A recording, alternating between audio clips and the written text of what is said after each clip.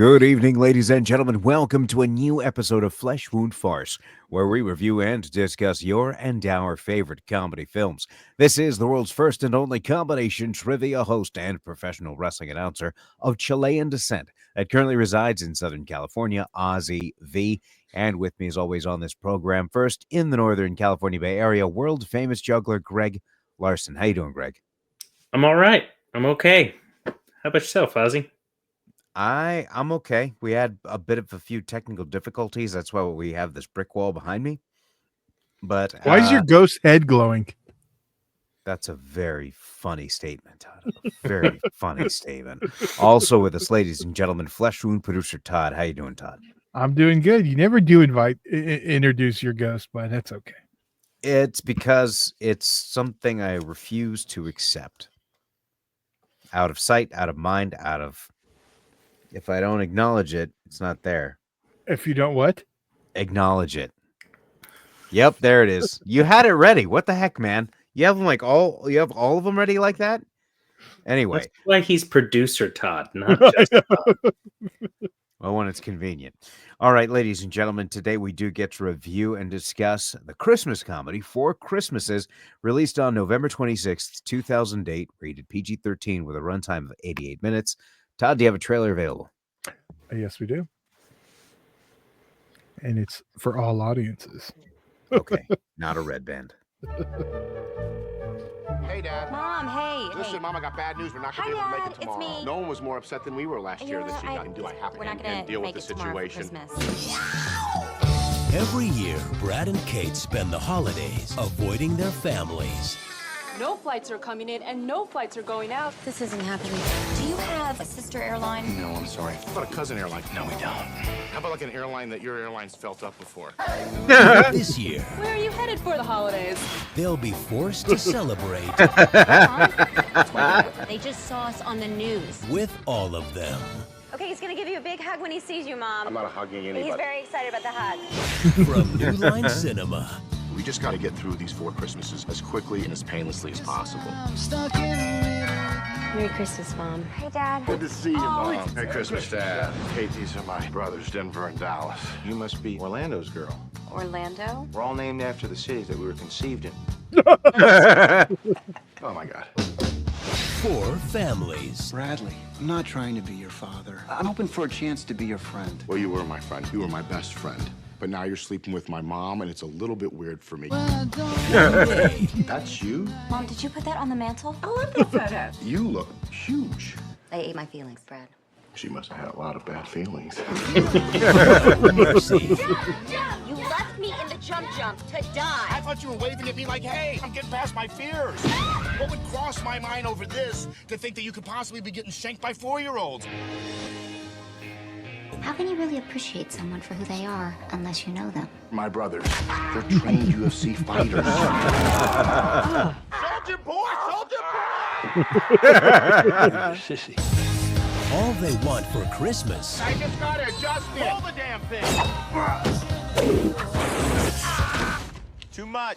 is an exit strategy. Vince Vaughn, Reese Witherspoon, Hello. The projectile. I'll move on it. 4 Christmases. You gotta get out of here. I can't breathe. I want to do it too.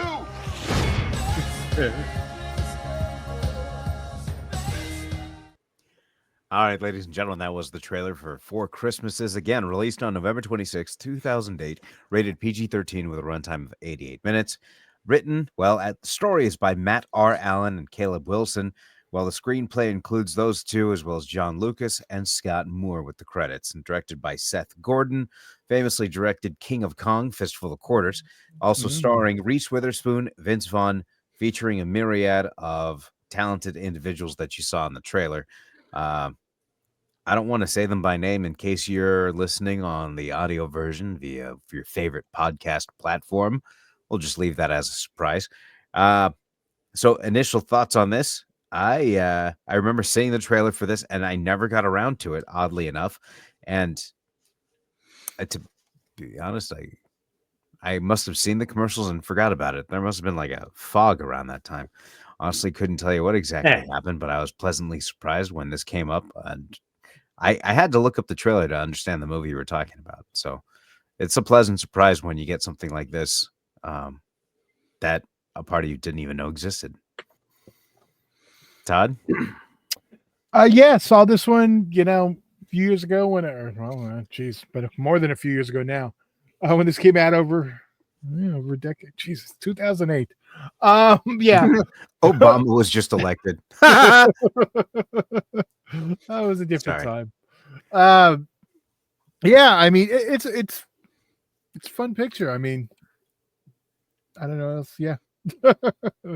My wife likes it too, even so. That's a plus.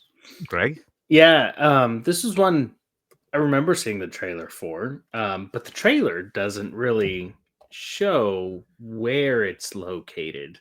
And so I was pleasantly surprised when I finally got to watch it this time and see that it was based in the San Francisco Bay Area, which a little bit of an issue. There's 2 other major airports within 45 minutes, so they could have gotten away with it.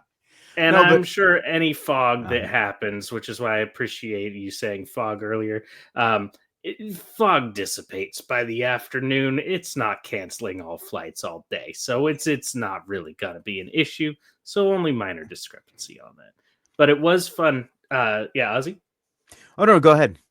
Oh, it was fun kind of watching where they were going, and just kind of trying to figure out, okay, what place in the Bay would be close enough that would be a home they'd go to that would have that kind of area. So I was trying to really figure out where these families lived in the greater Bay Area. Such, I think some either I'm guessing the dad of Vince Vaughn's character had to have been either like Vallejo or Livermore or something like that.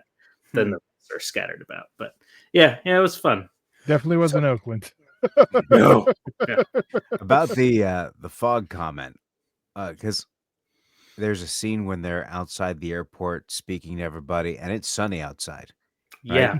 So the way I took it is, like, granted, the fog might have cleared up and flights could have reopened, but the family already saw them on TV, and that was the beauty part. They couldn't get out of it no matter what. And the fact that it was sunny outside right after that happened makes it like, man, if they were obviously never filmed, I mean, because it's one thing, okay, their flights were canceled, so they'll just spend Christmas at home, but the camera crew obviously adds a bonus to it. I do want to give props to the intro, though. It was a fantastic intro and a good way to shake things up a bit. But I wouldn't say that's one of my favorite moments, and hopefully I didn't just steal yours by mentioning the intro, as it was kind of like collectively as a whole. But I had to say, there was a moment that I laughed so loud, it required my girlfriend to put pieces of cotton in her ear. I'm sure she has those on standby at this point, correct? She does now. She does now. The reason I was laughing so hard is because there's a scene when Kate and Brad, played by Reese Witherspoon and Vince Vaughn, respectively, are talking to other couples in a dance class, and everybody else is getting married, and they're giving all these counterpoints for marriage, and I am dying. And Ribbon, taking notes. And then, of course, we're watching this with her 12-year-old son. So she's like, okay, hold on. I'm putting a kibosh on this whole thing. First of all, and she gave counter arguments to everything they were saying. That's awesome. And then she's like, okay, you can pause it. You can unpause it. And I was like, oh, hold on. I'm writing all this down. This is going to be it.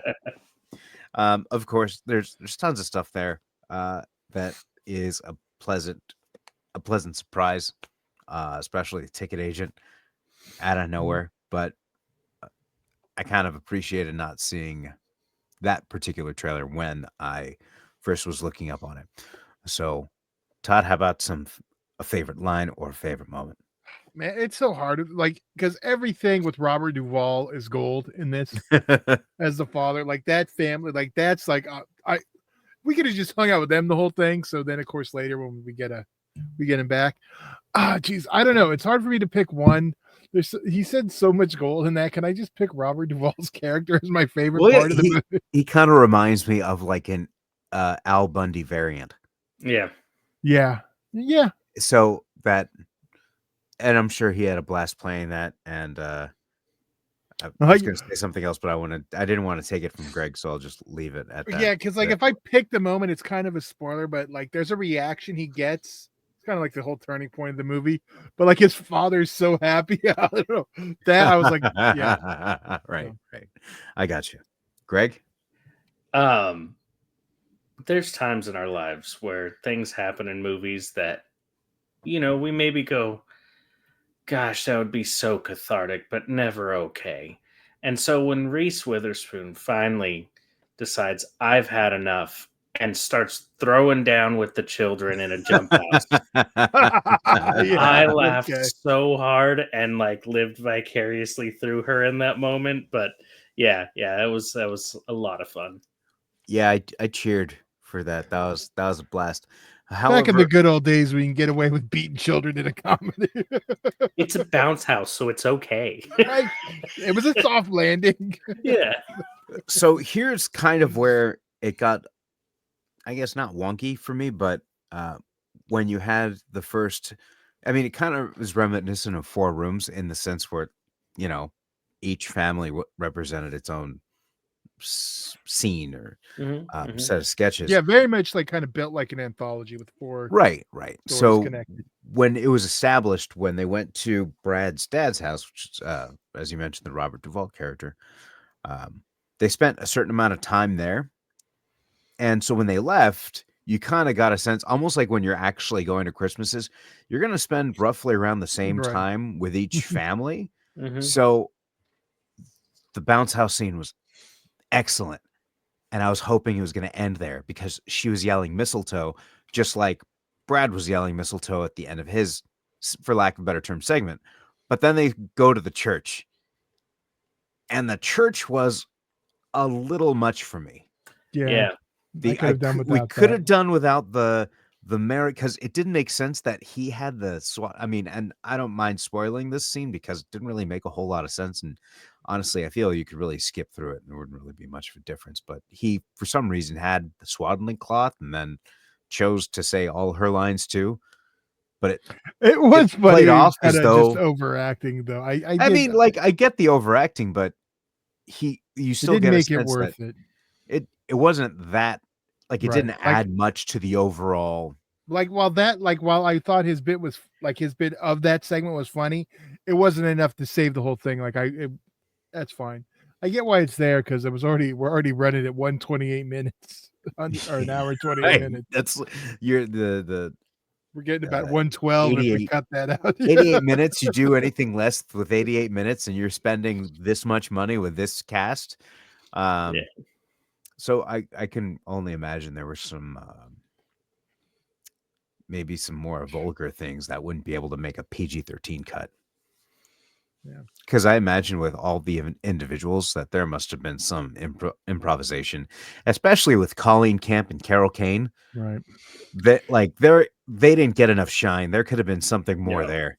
Right. So I think I was excited when we got into when we saw who the family was. I was like, all right. Yeah. You kind of expected a little bit more. So I'm curious if we did not. This is rated PG-13.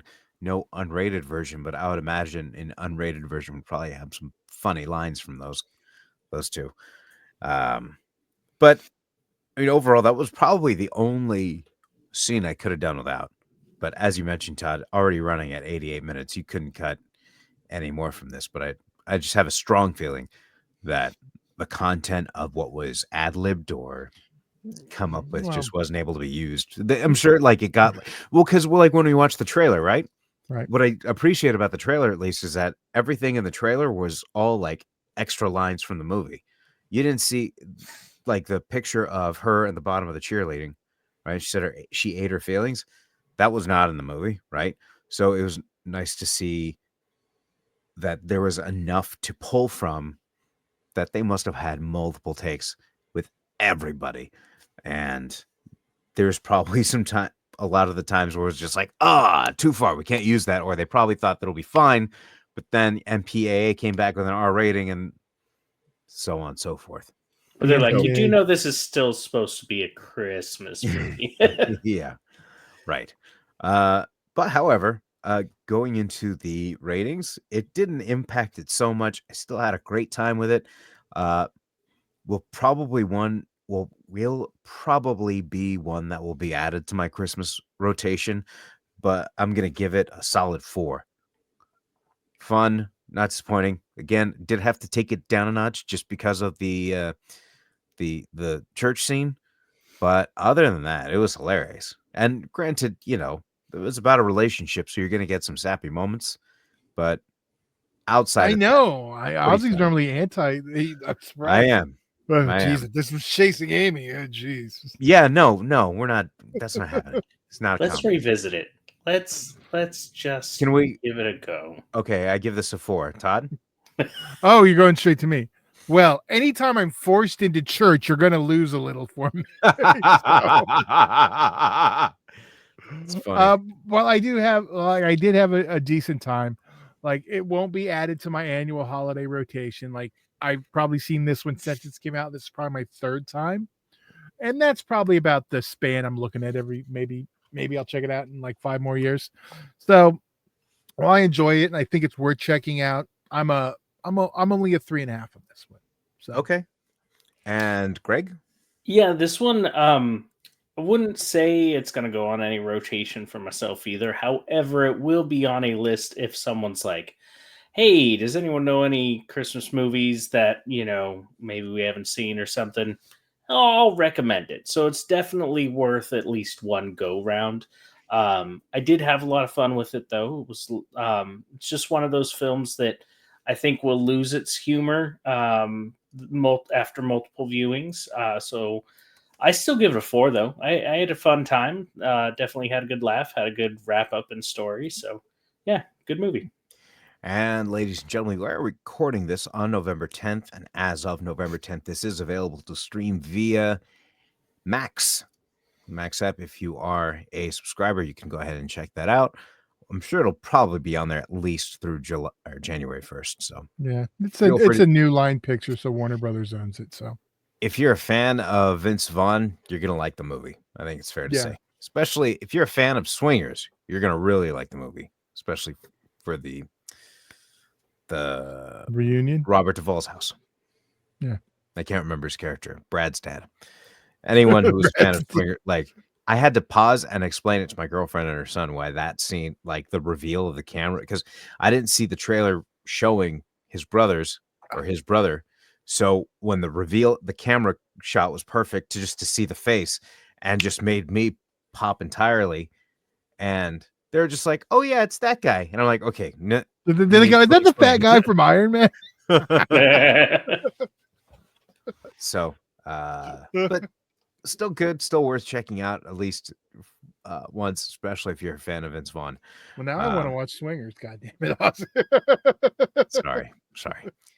And of course, ladies and gentlemen, if you are in the Orange County area this week, I will be hosting trivia. Wait a second.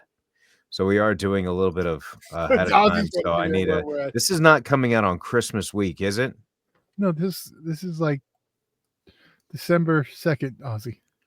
Okay, good. All right. So I'll be hosting trivia this Tuesday, December 3rd at the Rush Bar and Grill, Lake Forest, beginning at 7 o'clock.